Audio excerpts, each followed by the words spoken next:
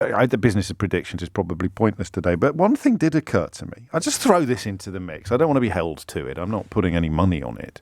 But the tradition of running away from responsibility whenever it begins to weigh heavily upon his bony shoulders, no one's really opened up the prospect of Johnson just throwing the towel in, thinking, "Oh, sack it, I'm off." I don't think that is going to happen, but because he's not completely transparent, I think we got very close yesterday to distilling the essence of him, and it's a two-pronged fork, isn't it?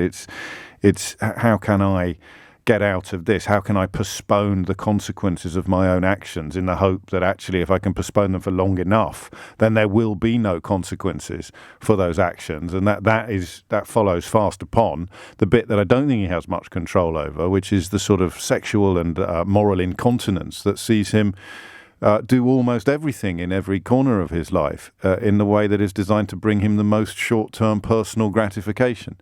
So, that's it. That is the essence of Boris Johnson. So gratification, whether it is through promotion or status, power, money or sex, followed by how can I possibly avoid the consequences of what I've done. And we reminded ourselves yesterday that applies to everything from his love life right through to the need for checks on the border in Northern Ireland. I mean, every single scintilla of his existence can be distilled down to that tension between acting in a way that is designed to deliver personal gratification in the short term and screw everything and everybody else, followed by how the hell am I going to avoid responsibility for the consequences of my actions? So the question of how he's going to avoid responsibility for the consequences of actions with regard to these parties and possibly other parties yet to be proven is tricky, because we know what option one is. Option one is hope that something comes up, the Mr. McCorber approach to problems. Something will come up. And I think that calculation at the moment was best expressed in that ludicrous exchange with the journalist in which he refused to answer yes or no to the question of whether or not he'd attended a party in his own garden. Because if Sue Gray comes back and says, well, technically there wasn't actually a breach of the rules because subsection 4 paragraph 8 says that if you are in the garden of your work, something like that. I don't know or indeed believe that it's likely to happen, but there's a chance that it will. So he's put everything on that rather than admitting. So then if he comes back and says, well, yes, I was there, but as Sue Gray has said, it's just a hope. But what are you going to do at the moment? If you're 100% guilty and you've got a 1% chance of getting off the hook on a technicality, you're going to put everything on the 1% chance of a technicality. If you are morally constructed in the way that Boris Johnson is morally constructed. So that is I think, pretty hard to challenge reading of where we are now. But with Johnson, you can never be 100% sure of anything, because that question of what brings the most gratification, personal gratification in the short term, is rarely, very, very rarely, it's not straightforward. So what brings the most personal gratification in the short term?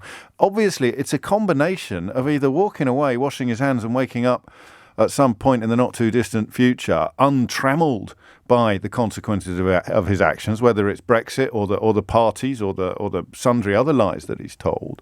I could see him doing that. Or is it the ego?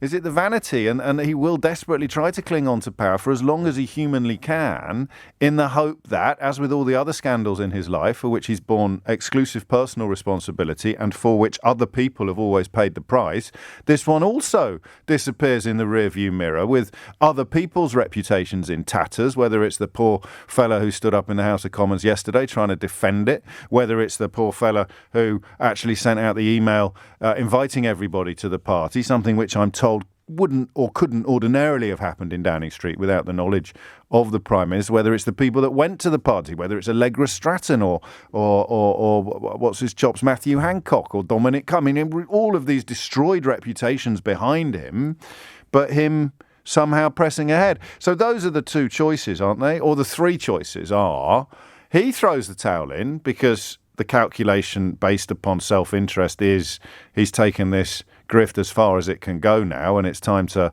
just disappear from public life for a couple of years and then come back with his buffoonish "Have I Got News for You" character, very carefully buffed, a couple of second-rate books about the history that he's claimed we shouldn't be changing or challenging anyway, but no one ever holds him to account for the words that he actually says. So that would be the, hit the high road. Option 2 is that events are taken beyond his control and his situation actually becomes untenable because of the actions of others. And then option 3 is that he somehow contrives to sit tight in the hope, with no guarantee, but he'll look at his own track record and back himself to emerge, if not unscathed, then unfinished, and all of the damage, all of the carnage, all of the capital will be expended by other people. It's their reputations that will never recover. It's their integrity that will never be re-established because he never really had any to lose in the first place. So I don't know of those three what is most likely to happen, and at risk of undermining the entire commentariat in this country, nor does anybody else. Johnson, perhaps uniquely, although you could probably put Donald Trump in this category as well, does take people by surprise because he doesn't abide by any normal rules or codes of conduct, whether behavioural, moral or political. I think Trump's need for power is intrinsically linked to both his personality and his need to avoid prosecution. So it's a very, very different proposition.